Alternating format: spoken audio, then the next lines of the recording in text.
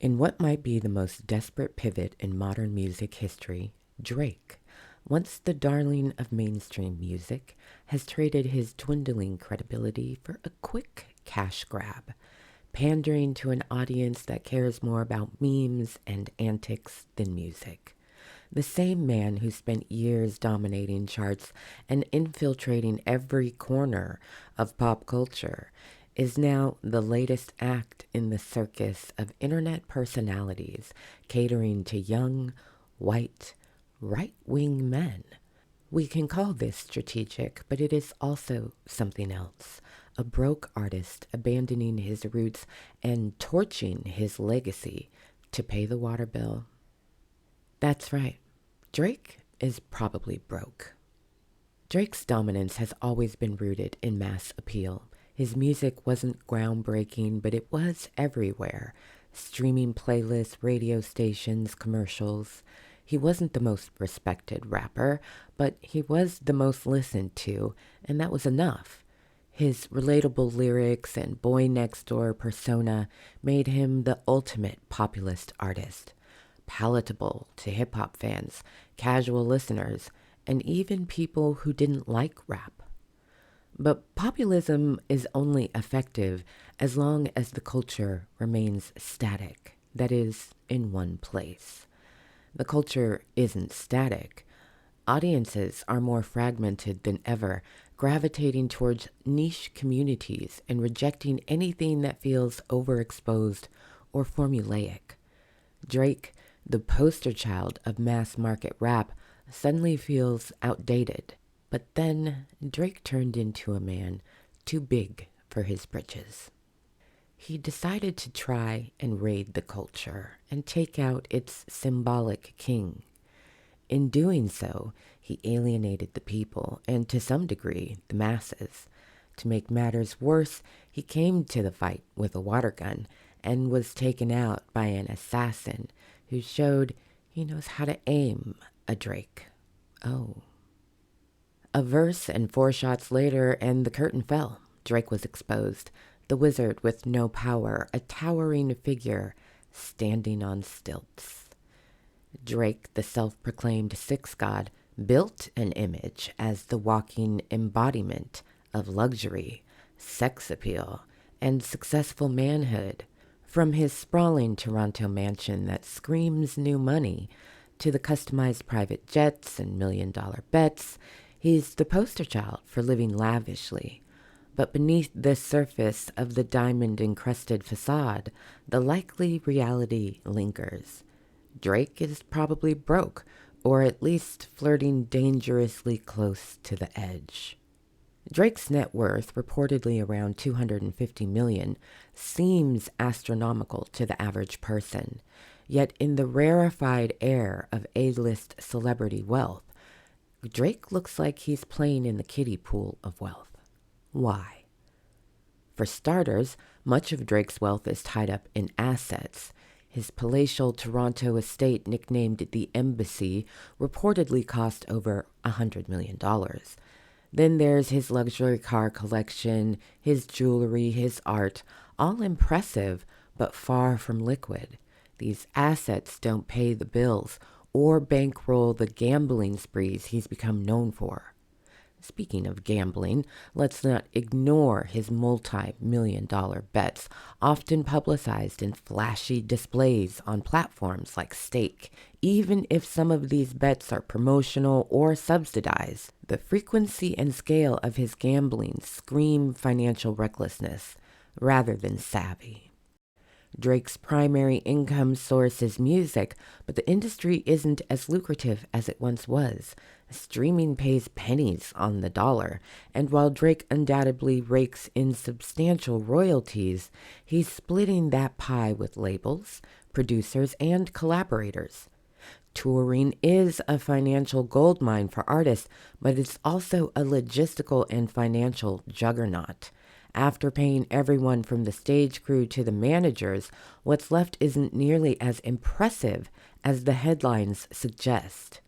And in 2024, and probably much of 2025, for Drake, there's no new album. no cultural moments tied to undeniably good music. Now consider his lifestyle.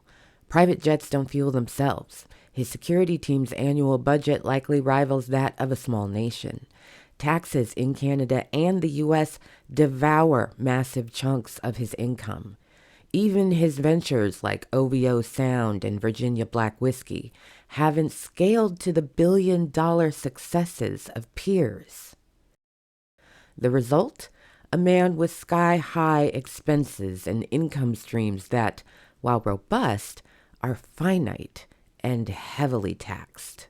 We've already talked about Drake's plan to pivot and funnel a new audience that is completely removed from the culture in order to access their wallets. Drake's mainstream rap audience is saturated, and his loss to Kendrick Lamar has disillusioned many who once saw him as the pinnacle of cool. Targeting young white males in and outside of America, especially those drawn to bravado, shallow flexing, and a sense of outsider rebellion, offers him a fresh pool of fans. The right thrives on figures who perform wealth, success, and power while embodying a sort of cultural anti-establishment rebellion. Drake's ability to position himself as an outsider, even if he's one of the most mainstream artists in history, fits neatly into this archetype. Gone are the days of Take Care and Nothing Was the Same. Now, Drake is hosting gambling streams on Kick and appearing on Aiden Ross's platform, a playground for incels, anti-woke trolls, and MAGA fanboys. It's not just a pivot. This is a strategy of acute survival. Drake's new audience doesn't care about hip-hop, authenticity, or even really music. They care about antics, trolling, and shallow entertainment. By mocking Kendrick on Aiden Ross's livestream, Drake isn't just taking shots at his rival. He's subtly signaling to his new fan base that he's anti-woke, anti-establishment, and aligned with their worldview. In the MAGA and incel mindsets, being anti is currency. Anti-woke, anti-cancel culture, anti-black excellence, if we're being real. Drake's attacks on Kendrick, an artist celebrated for his depth, storytelling, and unapologetic blackness, aren't just beef. They're a rejection of values and culture. Drake isn't challenging the establishment.